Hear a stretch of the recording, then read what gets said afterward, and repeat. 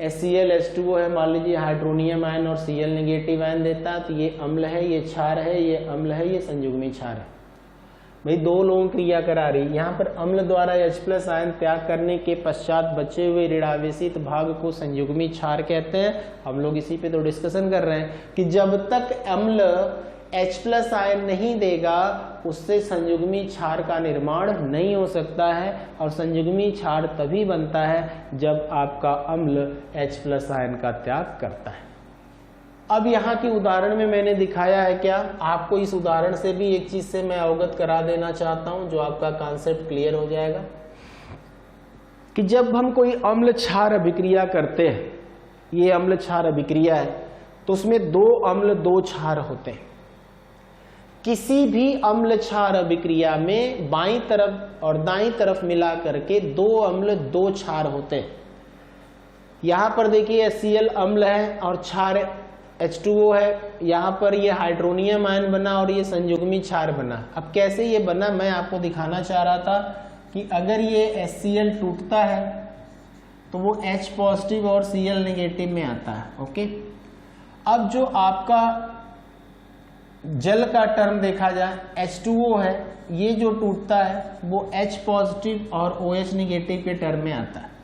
तो इनके आयनों की बात तो ऐसी है ही है, लेकिन अब बात आती है क्या कि ये जो आपका H2O है इसको अगर एक H+ आयन और मिल जाता है तो ये बना देता है आपका H3O+ आयन, और इस H3O+ आयन को हम यहाँ पर जो दिखाए हैं इसका वास्तविक नाम क्या है, हाइड्रोनियम आयन है।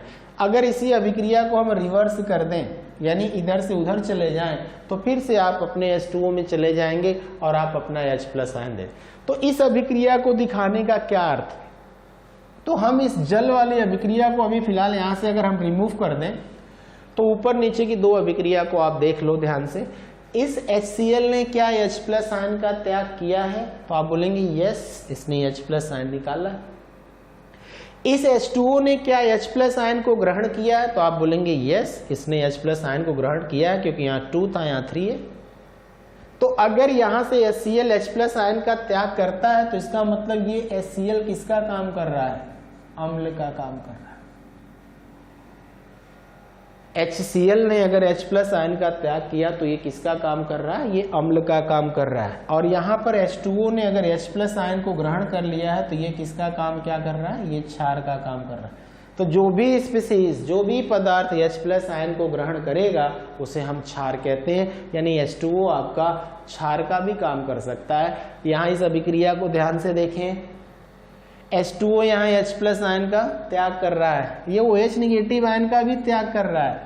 देखिए इसका टर्म, इसीलिए तो इसको उदासीन कहते हैं। H2O को उदासीन क्यों कहते हैं, क्यों कहते हैं भाई, क्योंकि H2O जो होता है वो H+ आयन का त्याग करता है, जिसकी वजह से वो अम्लीय गुण दिखाता है, और साथ ही साथ ये OH नेगेटिव आयन का भी त्याग करते हैं, जिसकी वजह से ये क्षार का भी काम करता है। कोई एक ही अणु अम्ल का भी काम कर रहा है और क्षार का भी काम कर रहा है, इसका मतलब वो दोनों का काम कर रहा है, इसलिए हम H2O को कहते हैं ये उदासीन होता है। ये अम्ल भी है, ये क्षार भी है, यानी H2O अम्ल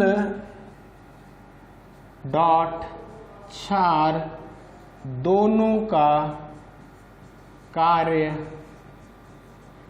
करता है। और इसीलिए एक शब्द आता है क्या, इसे आगे लिखाया जाएगा उभय धर्मी विलायक कहते हैं। तो उभय धर्मी विलायक किसे कहते हैं आप बताएं। H2O अम्ल क्षार दोनों का कार्य करता है, दोनों का कार्य करता है, इसे उभय धर्मीय विलायक कहते हैं। तो उभय धर्मीय विलायक किसे कहते हैं, जो अम्लीय भी होता है और क्षारीय भी होता है, जो H+ आयन भी देता है और OH- आयन भी देता है। देखिए जल का क्या क्या रोल है, यहाँ पर जल H+ दे रहा है, OH- दे रहा है। H+ देने की वजह से ये अम्ल भी है और OH नेगेटिव देने की वजह से ये क्षार भी है। यहाँ पर देखिए आपका जल H+ आयन को ग्रहण कर रहा है, तो ये कौन सा क्षार हुआ, ये संयुग्मी क्षार हुआ। कैसा क्षार हुआ? संयुग्मी। इस सिद्धांत के अनुसार संयुग्मी क्षार अम्ल द्वारा H+ आयन त्याग करने के पश्चात ऋणावेशित आयन को संयुग्मी क्षार कहते हैं। तो जो आपका संयुग्मी क्षार होता है वो क्या करता है? H+ आयन को ग्रहण करता है। तो यहाँ H2O अगर हाइड्रोनियम आयन बनाता है तो वो क्या करता है? संयुग्मी क्षार का रोल प्ले करता है। और यही हाइड्रोनियम आयन अगर H+ आयन का फिर से त्याग कर देता है और H2O बना देता है तो ये अम्लीय गुण भी दिखाता है। अम्लीय गुण दिखाता है, यहाँ देखिए हाइड्रोनियम के नीचे अम्ल भी लिखें। तो किसी भी अम्ल क्षार परिकल्पना में बाएं पक्ष और दाएं पक्ष मिला करके 2 अम्ल और 2 क्षार होते हैं। ये बात ब्रांस्टेड-लाउरी सिद्धांत में किया गया। जैसे एक उदाहरण मैं आपको और देता हूं, इससे संबंधित आपका कॉन्सेप्ट और भी क्लियर कर देता हूं मैं। जैसे हमने ऊपर एक उदाहरण दिया है, यहां पर ध्यान से देखा जाए, अगर आपका ये H2SO4 लेते हैं और यहाँ पर हमने जल ले लिया और हमने बना दिया आपका H3O positive plus HSO4 negative. तो इस अभिक्रिया में आपको पता है कि H2SO4 जो होता है वो एसिड का काम करेगा, तो ये H2O इसके लिए बेस का काम करेगा, तो ये हाइड्रोनियम आयन आपका फिर से एसिड का काम करेगा। याद करो माइनस है तो संयुग्मी क्षार यानी ये बेस का काम करेगा, जिसे हम कॉन्जुगेटेड बेस भी कह सकते। हिंदी में पढ़ लें, इसे अम्ल कह रहे हैं, इसको क्षार कह रहे हैं, इसको अम्ल कह रहे हैं, इसको क्षार कह रहे हैं। तो ये H2SO4 को अम्ल क्यों कह रहे हैं, जरा ध्यान दीजिए। H2SO4 को जब देखा गया तो इसने H+ आयन का त्याग कर दिया।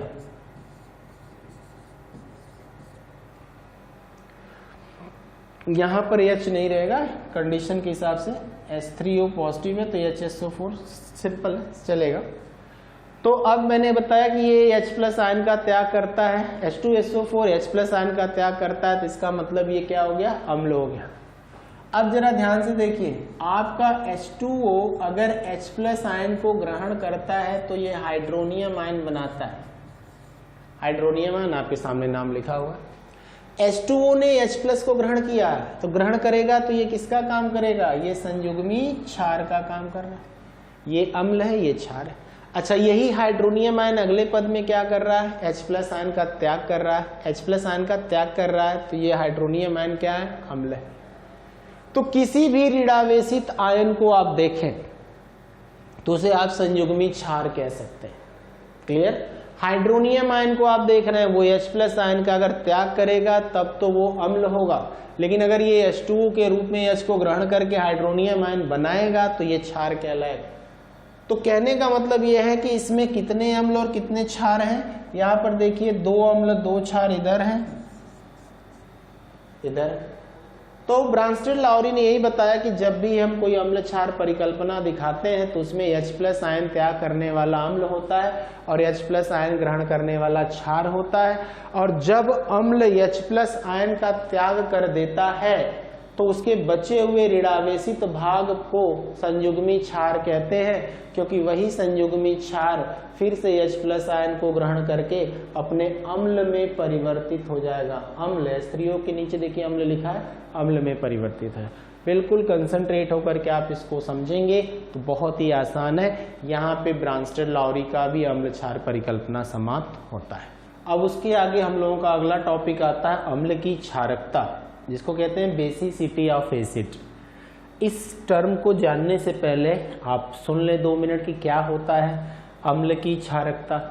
अम्ल की क्षारकता, तो इससे संबंधित एक और शब्द आएगा क्या? क्षार की अम्लता। अम्ल की क्षारकता होती है, क्षार की अम्लता होती है। अम्ल क्या करता है? साधारण रूप से अगर अभिक्रिया में देखा जाए कि अम्ल क्या करता है तो आपका आंसर होगा अम्ल H+ आयन का त्याग करता है। क्षार क्या करता है? क्षार OH नेगेटिव आयन का त्याग करता है साधारण तरीके से। तो ये तो 100% क्लियर है। ये बात अरेनियस की अम्ल क्षार परिकल्पना में भी हम लोगों ने पढ़ी है। अब अम्ल की पहचान अगर H प्लस आयन त्यागने पर होती है और क्षार की पहचान OH निगेटिव आयन त्यागने पर होती है, तो हमने कहा कि हमारे पास 3 अम्ल हैं, एक है A, एक है B और एक है C। 3 अम्ल हैं, A है, अम्ल B है, अम्ल C है। अब आप बताएंगे कि इन तीनों अम्लों के द्वारा H प्लस आयन का त्याग किया जा रहा है, ठीक है।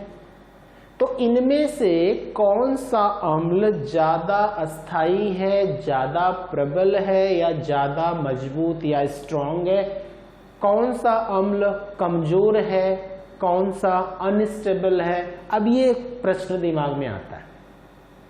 3 अम्ल हैं, तीनों की शक्ति एक जैसी नहीं हो सकती। अम्ल की शक्ति अलग है, क्षार की शक्ति अलग है, कई प्रकार के अम्ल होते हैं, कई प्रकार के क्षार होते हैं। तो हम उनमें कैसे विभेद करें कि ये अम्ल है, ये प्रबल है, ये अम्ल है, ये दुर्बल है, ये अस्थाई है, ये अस्थाई है। उसी प्रकार क्षार में भी आते हैं कि भाई ये क्षार है, वो क्षार है, सभी क्षार है। तो हम कैसे इनमें क्रमबद्ध करें कि कौन मजबूत है, कौन कमजोर है, मीन्स कौन अस्थाई है, कौन अस्थाई है, किसकी क्या क्षमता है, सूत्र के अनुसार, अभिक्रिया के अनुसार। बात क्लियर हो रही है। अगर एक ही अम्ल एक ही क्षार है तो कन्फर्म है भाई H प्लस आयन निकाल रहा है तो वो अम्ल है, और ये OH निगेटिव आयन निकाल रहा है तो ये क्षार है। लेकिन हम उनकी शक्ति को जानना चाहते हैं, हम उनकी पावर को जानना चाहते हैं कि ये वैरायटीज ऑफ एसिड हैं, ये वैरायटीज ऑफ बेसिस हैं। इसमें 2 या 2 से अधिक अम्ल दिख रहे हैं, यहाँ 2 या 2 से अधिक क्षार दिख रहे हैं। तो इनमें कौन ज्यादा प्रबल है, कौन ज्यादा दुर्बल है, किसकी क्या शक्ति है। तो इसी के आधार पर ये कुछ नए शब्द आते हैं, अम्ल की क्षारकता या क्षार की अम्लता।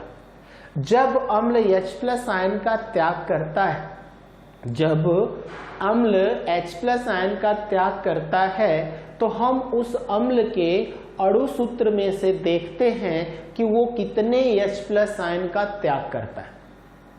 जैसे HCl आपका है, वो एक H प्लस का त्याग कर सकता है। क्यों कर सकता है? क्योंकि उसके सूत्र में एक ही H प्लस होता है तो वो एक ही का त्याग करेगा। HCl है, उसके सूत्र के आधार पे अगर हम चलते हैं तो वो क्या करता है, एक ही H प्लस आयन का त्याग करता है और Cl निगेटिव आयन देता है। अगर आपका अम्ल सल्फ्यूरिक अम्ल यानी H2SO4 है तो वो 2H प्लस आयन का त्याग करता है और सल्फेट आयन देता है। अगर एक अम्ल हम और लिखते हैं फास्फोरिक अम्ल, जिसको हम H3PO4 कहते हैं। अब ये देखते हैं, ये 3H प्लस आयन का त्याग करता है और फास्फेट आयन पर 3 ऋणावेश दिख रहा है। तो हमने कहा अब इन अभिक्रियाओं को समझिए और देखिए आपको क्या कंफर्मेशन होता है।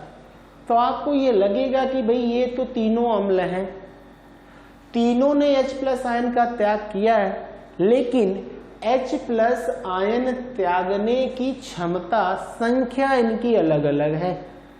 HCl एक H प्लस आयन दे रहा है, H2SO4 2H प्लस आयन दे रहा है और H3PO4 3H प्लस आयन दे रहा है। यही कंफर्म हो जाइए, यही कंफर्म क्या हो जाइए, यही H प्लस आयन के त्यागने की जो प्रक्रिया होती है, इसी को अम्ल की क्षारकता कहते हैं। अम्ल की क्षारकता कहते हैं। इसने एक H प्लस आयन त्याग किया है ना, इसकी क्षारकता 1 है। इसने 2H प्लस आयन त्याग किया तो इसकी क्षारकता 2 है, और इसने H प्लस 3 त्याग किया है तो इसकी क्षारकता 3 है। जिस अम्ल की क्षारकता 1 है उसे हम कहते हैं मोनोबेसिक एसिड, एक क्षारकीय अम्ल।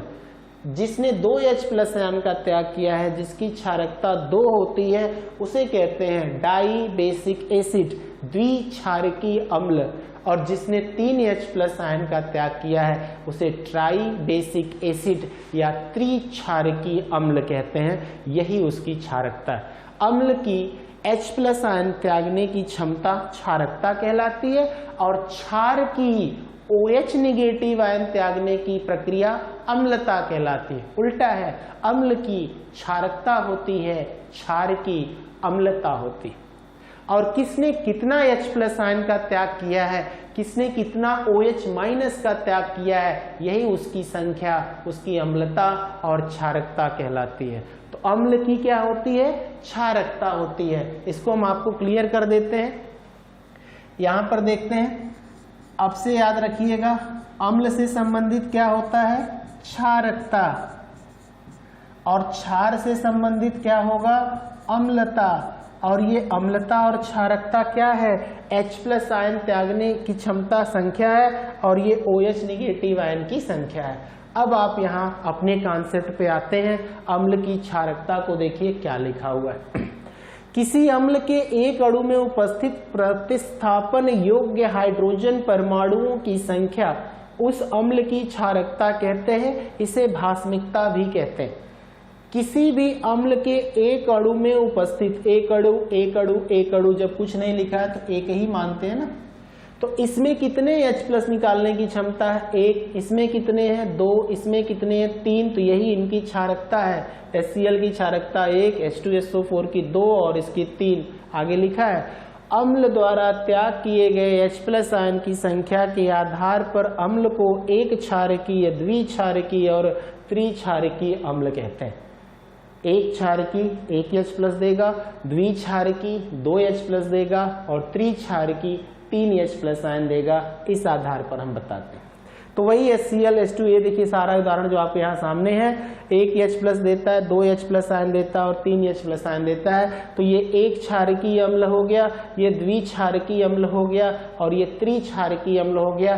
यानी अम्ल की क्षारकता है अम्ल द्वारा त्यागे गए H+ आयनों की संख्या। अब क्षार की अम्लता क्या होती है, क्षार द्वारा त्यागे गए OH निगेटिव आयनों की संख्या। देखिए ये क्षार 1 OH दे रहा है, ये क्षार 1 OH दे रहा है, इसलिए इसकी अम्लता 1 होगी। ये क्षार 2 OH दे रहा है, इसलिए इसकी अम्लता 2 है। ये क्षार 3 OH दे रहा है, इसलिए इसकी अम्लता 3 है। तो क्षार की अम्लता होती है, अम्ल की क्षारकता होती है। अम्ल द्वारा जितने H+ आयन दिए जाते हैं वो उसकी क्षारकता है। क्षार द्वारा जितने OH निगेटिव आयन दिए जाते हैं वो उसकी अम्लता होती है। जो अम्ल जितना H+ आयन दे रहा है उसके आधार पर उसकी क्षारकता है, एक क्षारकीय, द्विक्षारकीय, त्रिक्षारकीय। उसी प्रकार क्षार जितना OH निगेटिव देता है, एक क्षारकीय, एक अम्लीय क्षार, द्विअम्लीय क्षार, त्रिअम्लीय क्षार के नाम से जानते हैं। अम्ल की क्या होती है, क्षारकता होती है। क्षार की क्या होती है, अम्लता होती है। ये अम्लता क्षारकता क्या है, H+ आयन और OH निगेटिव आयन की संख्या होती है। जो अम्ल के द्वारा या क्षार के द्वारा जो H+ आयन और OH निगेटिव आयन त्यागे जाते हैं उनकी संख्या ही अम्ल की क्षारकता और क्षार की अम्लता कहलाती है। इससे क्लियर होता है कि इन दोनों ने एक OH निगेटिव दिया है, इसकी अम्लता 1 है। इन दोनों ने 2 और 3 दिया है, इसलिए इनकी अम्लता 2 और 3 है। OH निगेटिव आयन त्यागना अम्लता है, H+ आयन त्यागना क्षारकता है। ये आपका कॉन्सेप्ट है अम्लता और क्षारकता का। अब इसके बाद हम लोगों का अगला टॉपिक आता है सूचक, जिसको हम इंडिकेटर कहते हैं। सूचक क्या होते हैं, सूचक जिसको हम इंडिकेटर कहते हैं, ये वे रासायनिक पदार्थ होते हैं जो किसी भी रासायनिक अभिक्रिया में जब मिलाए जाते हैं तो वो अभिक्रिया के होने और ना होने, मतलब कंप्लीट या इनकम्प्लीट रिएक्शन की व्याख्या करते हैं या पुष्टि करते हैं। सूचक वे कार्बनिक, अकार्बनिक पदार्थ होते हैं। सूचक वे अम्ल या क्षार होते हैं। सूचक कोई भी पदार्थ होता है जो अभिक्रिया की अंत बिंदु को प्रदर्शित करता है। अंत बिंदु आने पर सूचक अपने रंग परिवर्तन के आधार पर ये सूचना देते हैं कि ये अभिक्रिया पूर्ण हुई है अथवा नहीं हुई। तो एक साधारण तरीके से हम बता सकते हैं कि सूचक वे पदार्थ होते हैं जो किसी भी रासायनिक अभिक्रिया में, चाहे अनुमापन की क्रिया में, अभिक्रिया के अंत बिंदु की व्याख्या करते हैं। अगर अभिक्रिया का अंत बिंदु आ गया होता है तो जब हम सूचक पदार्थ मिलाते हैं तो वो अपना विलयन का रंग तुरंत बदल देता है। तो इससे पता चल जाता है ये अभिक्रिया पूर्ण रूप से हो चुकी है। और अगर उस सूचक को मिलाने पर अगर रंग परिवर्तन नहीं होता है तो इसका मतलब अभिक्रिया नहीं पूर्ण हुई है, अभी इसको आगे कराना है।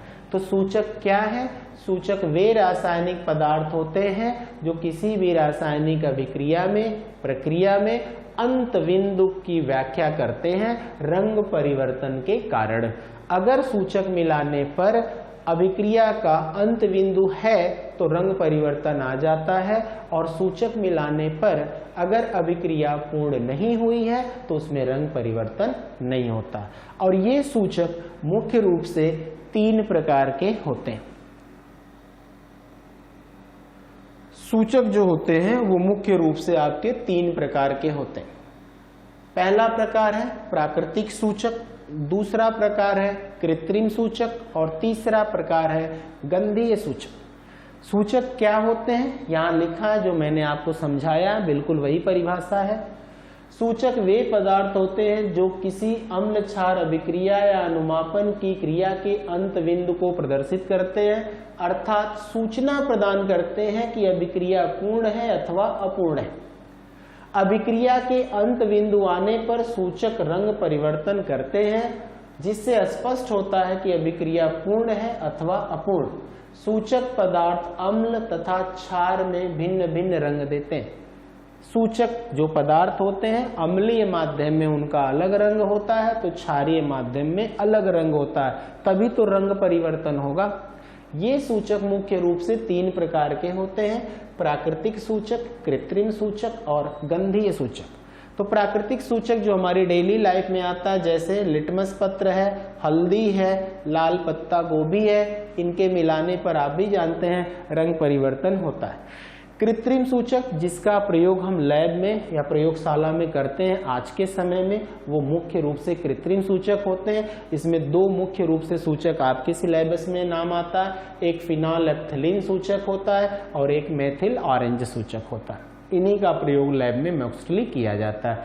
ये तो गंधीय सूचक हैं, ये तो प्याज, लौंग, तेल, ये इस तरह की सूचना देते हैं कि उसमें अगर प्याज है तो उसकी स्मेल से पता चल जाता है, लौंग पड़ा है तो टेस्ट से और स्मेल से पता चल जाता है, तेल है तो उसकी भी स्मेल, हाइड्रोकार्बन होते हैं तो उसमें एक महक या गंध, दुर्गंध होती है, तो उससे पता चलता है। तो हम लैब में इन दोनों सूचकों का प्रयोग नहीं करते हैं।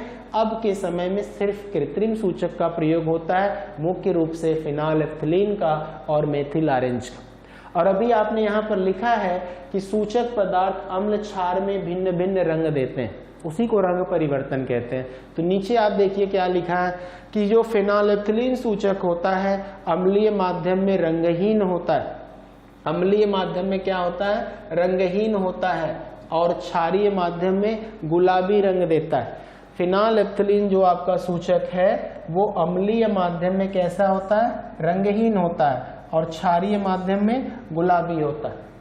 तो कोई भी विलयन है वो रंगहीन था, अब उसमें आपने फिनोलेफ्थलीन सूचक मिलाया, वो अभी भी रंगहीन है, फिर आपने फिनोलेफ्थलीन सूचक मिलाया, वो विलयन अभी भी रंगहीन है। इसका मतलब अभिक्रिया अभी संपूर्ण नहीं हुई है।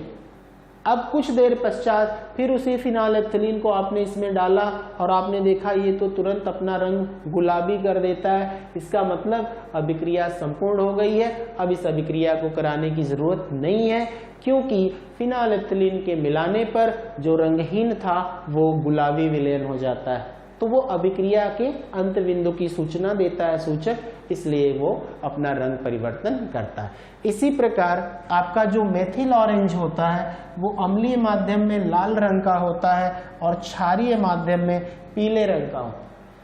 तो ये है रंग परिवर्तन जो सूचक करता है। तो सूचक भी आपके रसायन में प्रयुक्त होने वाले बहुत इंपॉर्टेंट पदार्थ होते हैं। ये अभिक्रिया के अंत बिंदु को स्पष्ट करते हैं, यानी अभिक्रिया आपकी पूर्ण हुई है अथवा नहीं है, ये रंग परिवर्तन करके अपनी सूचना देते हैं। ये सूचक मुख्य रूप से 3 प्रकार के होते हैं, प्राकृतिक सूचक, कृत्रिम सूचक और गंधीय सूचक, जिसमें हम अपने लैब या प्रयोगशाला में अब के समय में सिर्फ कृत्रिम सूचकों का प्रयोग करते हैं। और उसमें से मुख्य 2 सूचक कौन कौन है, एक फिनाइलेफ्थिलीन है और एक मेथिल ऑरेंज। फिनाइलेफ्थिलीन अम्लीय माध्यम में कैसा होता है, रंगहीन होता है, लेकिन जब वो क्षारीय माध्यम में जाता है तो वो गुलाबी रंग का हो जाता है। इसी प्रकार मेथिल ऑरेंज जो होता है वो अम्लीय माध्यम में लाल होता है और क्षारीय माध्यम में जाने पर ये पीले रंग का हो जाता है। और इसी रंग परिवर्तन के कारण ये सूचना देते हैं और अभिक्रिया के संपूर्ण या पूर्ण होने की पुष्टि करते हैं। तो ये रहा आपका सूचक जो आपका अगला टर्म था। इसके बाद का टर्म आपका आता है अम्ल की धातुओं से अभिक्रिया, reaction of acid with metal. ये आपने पहले वाले चैप्टर, पहले अध्याय में बहुत अच्छे से पढ़ लिया है। तो फिलहाल अम्ल सक्रिय धातुओं से क्रिया करता है तो क्या बनाता है, ये मैं आपको बताता हूं। आपने लिखा है सक्रिय धातुओं से क्रिया करता है तो हाइड्रोजन गैस विस्थापित करता है। बहुत अच्छे तरीके से मैंने आपको समझाया है, मैं एक बार फिर से बताता हूं आपको। देखिए कैसे, ये रहा आपका सक्रिय धातु Na, इसकी क्रिया आपने किससे कराई, HCl से, तो आपको क्या मिला, 2NaCl प्लस हाइड्रोजन गैस, देखिए बाहर हो गई। अगर आपने यही क्रिया जिंक से कराई, H2SO4 ले लिया, तो आपने क्या बताया, ये जिंक सल्फेट बना देगा, ZnSO4 प्लस क्या आपका हाइड्रोजन गैस मुक्त करेगा। ये अम्ल का भी एक गुण था कि ये सक्रिय धातुओं से क्रिया करता है तो ये अम्ल क्या करता है, H+ आयन का त्याग करता है। ये आपका पहले अध्याय में भी था विस्थापन अभिक्रिया के टर्म में। तो ये अम्ल सक्रिय धातुओं से क्रिया करने के पश्चात क्या मुक्त करता है, अम्ल मुक्त करता है। इसमें एक अभिक्रिया हम और कराते हैं, कॉपर की सल्फ्यूरिक अम्ल से क्रिया करा दीजिए, चाहे कॉपर की HCl से क्रिया करा दीजिए, तो आप आगे कहेंगे क्या, कोई क्रिया नहीं। तो कोई क्रिया क्यों नहीं हो रही है, तो उसका आंसर क्या होगा, क्योंकि कॉपर की सक्रियता हाइड्रोजन से कम है। अब ये कैसे ज्ञात हुआ हमें, क्योंकि इसके लिए हम लोग पढ़ेंगे रिएक्टिविटी सीरीज, सक्रियता श्रेणी। उसमें एक श्रेणी बनाई जाएगी, उस श्रेणी में हाइड्रोजन से ऊपर की कुछ धातुओं को दिखाते हैं, हाइड्रोजन से नीचे की कुछ धातुओं को दिखाते हैं। इसमें ये बताया जाता है क्या, कि जो हाइड्रोजन से ऊपर की धातुएं होती हैं वो हाइड्रोजन को हटा सकती हैं, और जो श्रेणी में हाइड्रोजन से नीचे की धातुएं होती हैं वो हाइड्रोजन को नहीं हटा सकती। क्यों, क्योंकि जो कुछ करता है ऊपर वाला करता है, नीचे वाला ऊपर वाले का कुछ भी नहीं कर सकता। ये हम आप भी अपने डेली लाइफ में जानते हैं। तो इसी बेसिस पर आपकी सजातीय श्रेणी, सक्रियता श्रेणी, विद्युत रासायनिक श्रेणी बनाई गई है कि इसमें श्रेणी को हाइड्रोजन के यहाँ से 2 पार्ट में बांटा जाता है, हाइड्रोजन से ऊपर की धातुएं, हाइड्रोजन से नीचे की धातुएं, और ये सक्रियता के आधार पर श्रेणी बनाई जाती। तो जो भी ऊपर की धातुएं हैं वो हाइड्रोजन उनके अगर नीचे है तो वो हाइड्रोजन का विस्थापन कर देंगी, और लेकिन हाइड्रोजन से नीचे अगर कोई धातु है तो वो हाइड्रोजन का विस्थापन नहीं कर पाती है। इसलिए सक्रियता श्रेणी में हाइड्रोजन से ऊपर की धातुएं हाइड्रोजन को विस्थापित करेंगी। और अगर इन दोनों अभिक्रियाओं को आपने लिखा है कोई क्रिया नहीं, तो यहाँ पर आपने हाइड्रोजन गैस विस्थापित कर दिया, तो मन में सवाल आएगा कि जिंक ने भाई ये अभिक्रिया करके हाइड्रोजन गैस मुक्त किया, लेकिन कॉपर ने इन्हीं लोगों से क्रिया करके हाइड्रोजन गैस क्यों नहीं मुक्त किया, का एक छोटा सा और सरल उत्तर है सक्रियता श्रेणी। इस सक्रियता श्रेणी में हाइड्रोजन के नीचे कॉपर आता है, इसलिए वो हाइड्रोजन का विस्थापन नहीं कर पाता है, और जिंक या सोडियम सक्रियता श्रेणी में हाइड्रोजन से ऊपर आते हैं, इसलिए वो उनका विस्थापन कर देते हैं। तो अम्ल की सबसे बड़ी पहचान, अम्ल के लक्षण में भी आपने पढ़ा कि ये सक्रियता श्रेणी में जो भी धातुएं हाइड्रोजन से ऊपर आती हैं वो अम्ल से क्रिया करती हैं, हाइड्रोजन गैस मुक्त करती हैं। नीचे की जो धातुएं आती हैं सक्रियता श्रेणी में वो हाइड्रोजन का विस्थापन नहीं कर पाती हैं। तो अम्ल की धातु से अभिक्रिया में पहला पॉइंट यही है कि जब अम्ल सक्रिय धातुओं से क्रिया करता है, सक्रिय धातु, तो वो हाइड्रोजन गैस विस्थापित करता है। ये सक्रिय धातु नहीं है, इसलिए इसने हाइड्रोजन का विस्थापन नहीं किया है। अगला पॉइंट आपका आता है Fe। देखिए, अगर HCl से विस्थापित कर देता है तो इसका मतलब Fe क्या है आपका, सक्रिय है। सोडियम HCl से क्रिया करके हाइड्रोजन गैस विस्थापित करता है, तो हाइड्रोजन भी सक्रियता, सोडियम भी सक्रियता श्रेणी में हाइड्रोजन से क्या है, ऊपर है, इसलिए इसने हाइड्रोजन का विस्थापन कर दिया।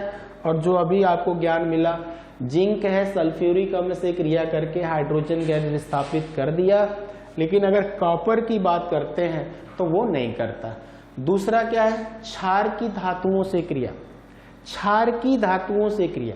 अब ऐसा नहीं कि इसमें भी टर्म कंडीशन है, अब ये कह रहे हैं प्रबल क्षार जैसे NaOH, KOH, ऐसे लोग अगर धातुओं से क्रिया करते हैं तो हाइड्रोजन गैस मुक्त करते हैं। तो देखिए, जिंक है, एल्युमिनियम है, और अगर यहाँ हाइड्रोजन गैस दिखाई दे रहा है तो इसका मतलब है कि ये भी हाइड्रोजन गैस मुक्त करते हैं। प्रबल क्षार के टर्म में आ रहा है, जैसे सक्रिय अम्ल था उसी तरह प्रबल क्षार है, वही ऐसा कर सकता है। तो यहाँ पर जिंक जो है वो क्षार से क्रिया करके ये अपना लवण बनाता है, जिसको हम सोडियम जिंकेट कहते हैं। ये अपना लवण बनाता है जिसे हम सोडियम जिंकेट कहते हैं। ये साल्ट नहीं, सॉरी, ये अपना ऑक्साइड का टर्म है, ये ऑक्साइड बनाते हैं, और यहाँ पर देखिएगा आपका साल्ट बनता है।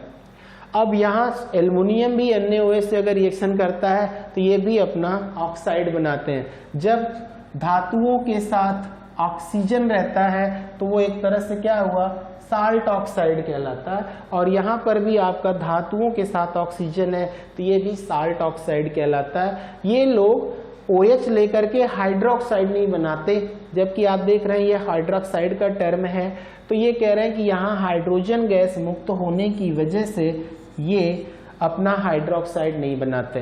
तो सक्रिय धातुएं क्षार से क्रिया करती हैं तो वो भी मतलब हाइड्रोजन गैस मुक्त करती हैं। सक्रिय धातुएं अम्ल से क्रिया करती हैं तो भी वो हाइड्रोजन गैस मुक्त करती हैं। ये आपके अम्ल और क्षार की क्रियाशीलता को बताया जा रहा है कि अगर अम्ल प्रबल या सक्रिय है या क्षार आपका प्रबल या सक्रिय है तो ये धातुओं से संयोग करने के पश्चात हाइड्रोजन गैस मुक्त करती हैं। ये इनके लक्षण में आता है। अब आपका है अम्ल की धातु कार्बोनेट या धातु हाइड्रोजन कार्बोनेट, जिसे बाइकार्बोनेट कहते हैं, इनसे क्रिया कराता है। हम आपको बस एक ही चीज यहाँ पर बताना चाहते हैं जो आपके मन मस्तिष्क में हमेशा के लिए होना चाहिए, वो बस इतना याद कर लीजिएगा कि अगर आप कार्बोनेट हैं, क्या है कार्बोनेट, तो आपका सूत्र हो गया एक तरह से CO3-2। और अगर आप बाइकार्बोनेट हैं, आप क्या हैं बाइकार्बोनेट हैं, तो आपका सूत्र हो गया HCO3-1। तो यहां जब आप कोई भी अभिक्रिया या क्रिया करेंगे तो यहां पर कार्बन डाइऑक्साइड मुक्त करेंगे, ये श्योर है। कोई भी पदार्थ हो, अगर वो अपने कार्बोनेट और बाइकार्बोनेट के रूप में है और इस कार्बोनेट या बाइकार्बोनेट से किसी भी पदार्थ की क्रिया होती है, धातु की क्रिया होती है, अम्ल की क्रिया होती है, क्षार की किसी की क्रिया, तो यहां से कार्बन डाइऑक्साइड का निकलना कन्फर्म है और इसके साथ साथ जल का भी निकलना कन्फर्म है। तो ये रिजल्ट मैं आपको क्यों देना चाह रहा हूं, क्योंकि किसी का भी कार्बोनेट हो, किसी का भी बाइकार्बोनेट हो, किसी भी धातु का कार्बोनेट हो, किसी भी धातु का बाइकार्बोनेट हो, बाइकार्बोनेट को हम एक और नाम देते हैं, याद रखिएगा, वो क्या है हाइड्रोजन कार्बोनेट या बाइकार्बोनेट कहते हैं। तो इनके कहने का मतलब यह है कि वो क्या मुक्त करता है, तो मैंने आपको बताया CO2 देता है और H2O देता। अगर वो CO2 और H2O नहीं दे रहा है तो श्योर है कि वो कार्बोनेट और बाइकार्बोनेट नहीं हो सकता है। जैसे अम्ल होता है ना, H+ आयन देता है, क्षार है OH- देता है, ये कंडीशन है, ये शर्त है। उसी तरह किसी भी पदार्थ का कार्बोनेट या बाइकार्बोनेट होगा तो उत्पाद के रूप में वहां पर कार्बन डाइऑक्साइड और जल बनेगा। तो ये अम्ल से क्रिया करने की जब बात आती है तो जरा ध्यान से देखिएगा कैसे आपका ये कार्बोनेट बाइकार्बोनेट जो होता है वो CO2 गैस और H2O गैस देता है। देखिए सोडियम का कार्बोनेट है, अम्ल से क्रिया करता है। यहाँ देखिए जो भी बना, ये तो लवण बनता ही है, तो इसकी कंडीशन के आधार पे मैं आपको बताता हूं। सबसे पहले तो हम अम्ल के बारे में पढ़ रहे हैं, तो ये हमने तो लिख दिया कि भाई चलो ये हमारा अम्ल है। यहां पर हमको CO3 दिखाई दे रहा है, तो इसका मतलब ये हमारा क्या हो गया, कार्बोनेट हो गया। अब अगर ये कार्बोनेट है तो बाई प्रोडक्ट में हमें क्या नजर आना चाहिए, CO2 दे रहा है, H2O दे रहा है। तो आप बोलेंगे हाँ रिजल्ट में तो CO2 और H2O दिख रहा है, और ये तो आप जान ही रहे हैं कि ये लवण है। तो जब भी कोई कार्बोनेट या कोई बाइकार्बोनेट अम्ल से क्रिया करेगा वो तो लवण बनाएगा ही, उसके साथ साथ H2O और CO2 गैस भी मुक्त करता है। यानी हमने यही एक लाइन आपको समझाया कि जब आपका यौगिक कार्बोनेट और बाइकार्बोनेट है तो उत्पाद की तरफ क्या नजर आना चाहिए, H2O और CO2 नजर आना चाहिए। अगले एग्जाम्पल में भी हम आपको दिखाते हैं। ये देखिए बाइकार्बोनेट है, ये आपका अम्ल है, तब भी यहाँ पर CO2 और H2O बना है, ये आपका लवण है। तो मैंने एक ही लाइन आपको बताया, अम्ल की क्रिया कार्बोनेट या बाइकार्बोनेट से कराने पर कार्बन डाइऑक्साइड और जल का निराकरण होना संभव है।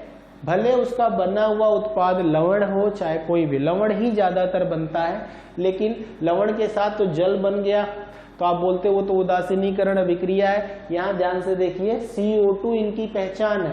और क्यों ये CO2 देता है, क्योंकि आपको पता है कि कार्बोनेट हो चाहे बाइकार्बोनेट हो, जरा ध्यान दीजिएगा, कार्बोनेट है -2 चार्ज रखता है, बाइकार्बोनेट है इसमें -1 चार्ज रखता है। ये देखिए कार्बोनेट है, यहाँ भी एक तरह से वही है, तो CO2 तो रिलीज हो ही सकता है इसमें से।